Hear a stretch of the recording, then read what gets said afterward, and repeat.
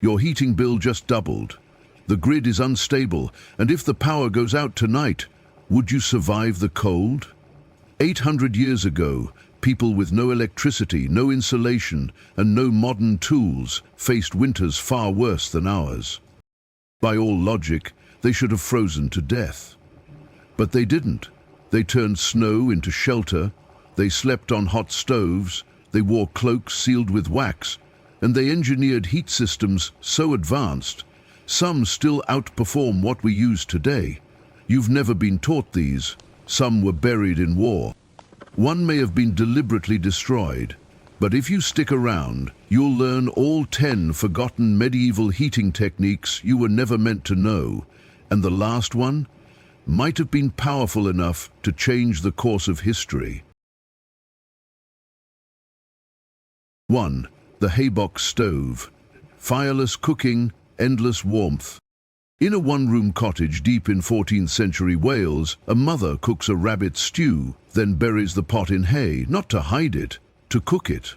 The Haybox stove was a game-changing invention. Wrap a hot pot in hay or straw, trap the heat, and hours later your food is done. No fire, no fuel, no smoke. This wasn't just a cooking hack, it was a heat retention technique that kept food warm and bellies full in homes where every log of firewood was worth more than coin. 2. The Kachelofen, 24-house ceramic heat machines. Germany.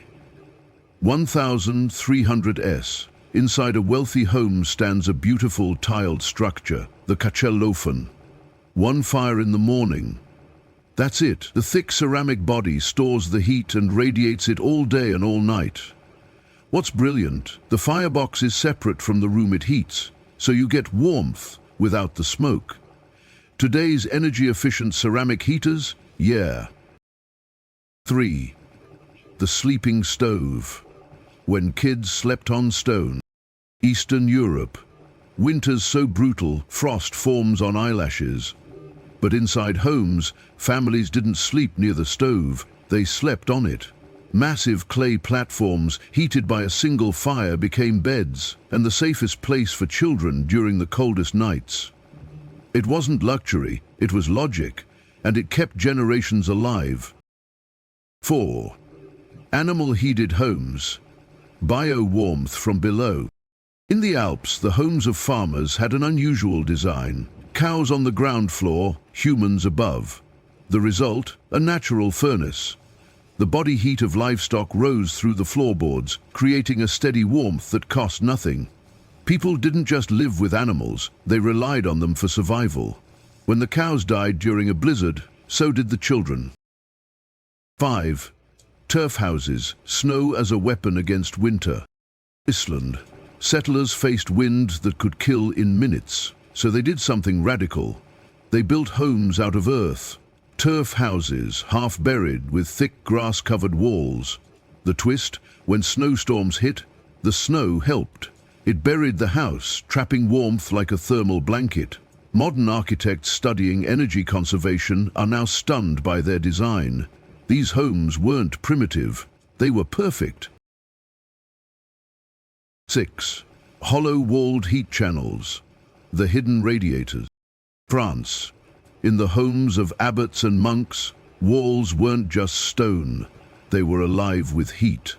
Inside them, flue tunnels. Smoke from the hearth passed through narrow ducts before exiting the chimney, warming the walls from within. It's radiant heating, 700 years early. We thought this was a Roman idea, but peasants used it too, quietly, discreetly, effectively. 7. Wax-sealed cloaks. Waterproof, windproof, life. In the Scottish Highlands, wind slices like a blade, but the cloaks, unmatched. Medieval tailors layered wool with beeswax, tallow, and even tree resin. The result? Weatherproof garments that repelled rain and trapped heat.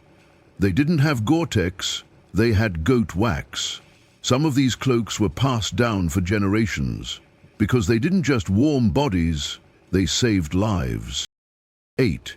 River stone warmers, the silent guardians of the night. Picture this, a monk, alone in a stone cell. no fire, no blanket, but beside him, a smooth river stone wrapped in cloth. He had placed it in the fire hours ago. Now it radiates heat like a living thing. These stone warmers were the original hot water bottles, long before rubber or plumbing. In homes, they were tucked under beds. In cloisters, they were passed between the elderly like sacred relics. 9. Communal sleeping. Body heat as strategy. In most medieval homes, everyone, mother, father, children, even guests, slept together.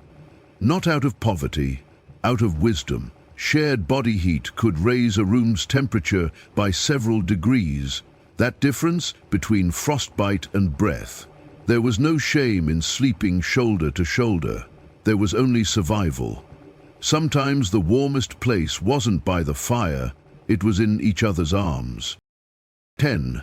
The lost black stone system, the forbidden invention. In the ruins of a fortress in Armenia, archaeologists discovered clay ducts, channels, and something else. A slab of polished black stone, scorched and cracked. According to ancient texts, it was used to hold heat for days after a single fire. Some believe it was imported obsidian.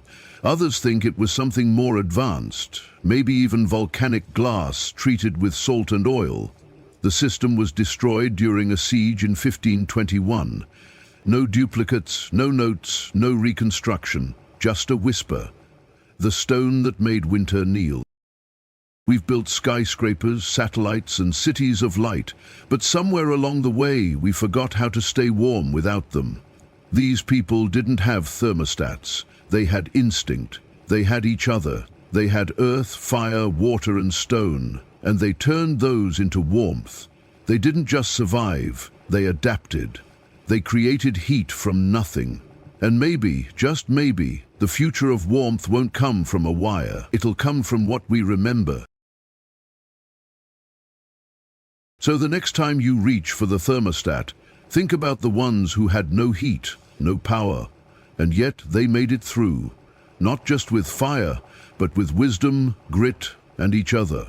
If this story meant something to you, if it made you stop and wonder, then let's keep it alive, pass it on.